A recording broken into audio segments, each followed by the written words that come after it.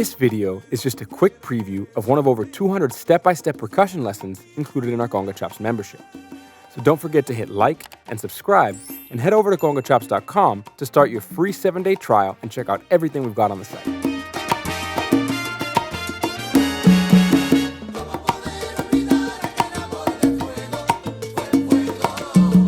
In this lesson, we'll be expanding on what we learned in Lesson 10, and talking a bit about the evolution of the conga player's role in a more modern salsa context. Now, this style of playing evolved in the late 80s and early 90s, when the salsa percussion section as a whole started to become a bit more refined in terms of the way that they would play through an arrangement. The responsibilities of delineating sections and navigating the entire arrangement transitions from mainly being the duty of the timbal player to being a responsibility that is shared by the entire section. This modern, or more commercialized style of salsa becomes characterized by much more organized arrangements in terms of the individual percussion parts within different sections in a way that draws from the sensibilities and nuances of American pop music. Now, this leads to a much more calculated approach, giving more attention to the melody and the overall arrangement of a given song, and starts to tighten up the more jam session-like approach to salsa on behalf of the percussion section that was more prevalent in the 60s and 70s. In general, this leads to more attention to detail when it comes to playing through different breaks and sections clearly, as well as the choices and orchestrations as they pertain to each percussion instrument. The song we'll be analyzing in this lesson is titled Aquel Amor de Fuego by salsa great Tito Nieves off of his 1991 release entitled Déjame Vivir.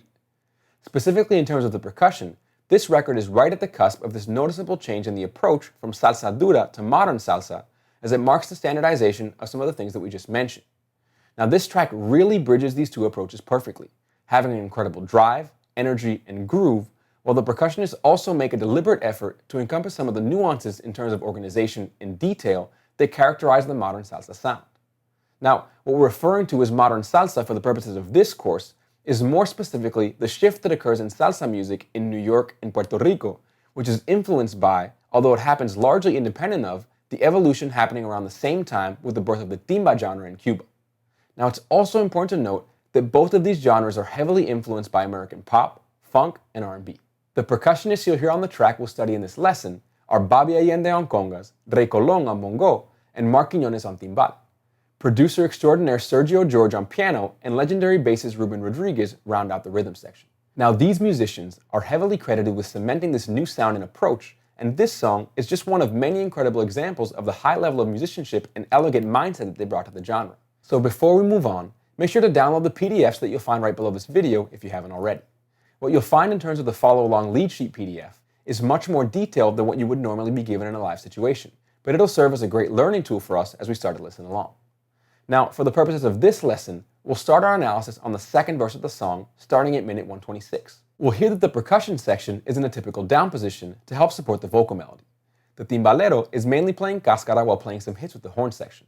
The bongo player is on bongo, and the conguero is playing his tumbao pattern mainly on one drum.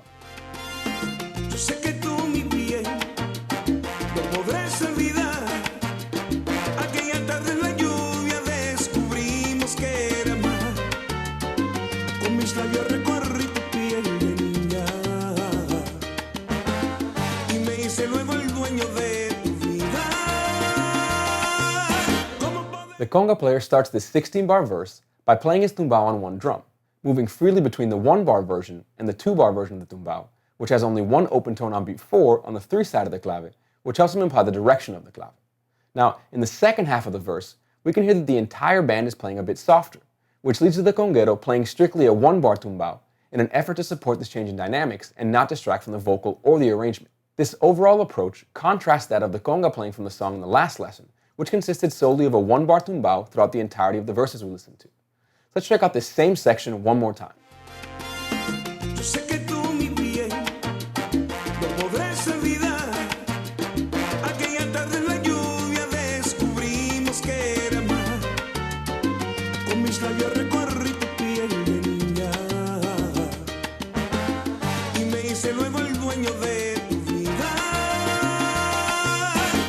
The unison break at the end of this verse creates some space in the arrangement where the piano plays a halftime feel and allows the timbalero to set up the following section with a beautiful roll.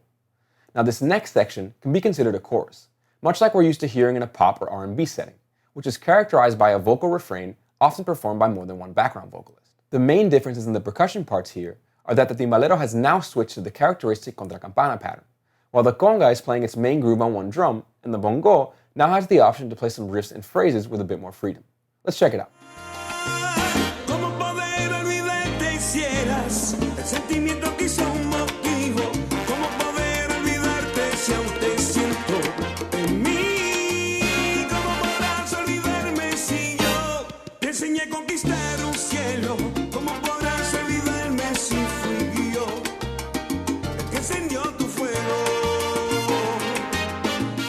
Now, if you're interested in learning more about what we do on CongaChops and how we can help you further your skills, come check us out at CongaChops.com.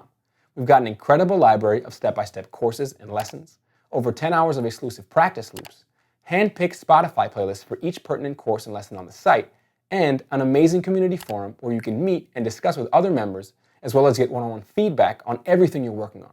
Just click the link below to grab your free 7-day trial and see what it's all about. Now, please don't forget to show your support for our channel by giving this video a like, leaving a comment down below as far as what you'd like to see me cover next, and hitting subscribe so you can catch our new videos. I'll see you in the next lesson.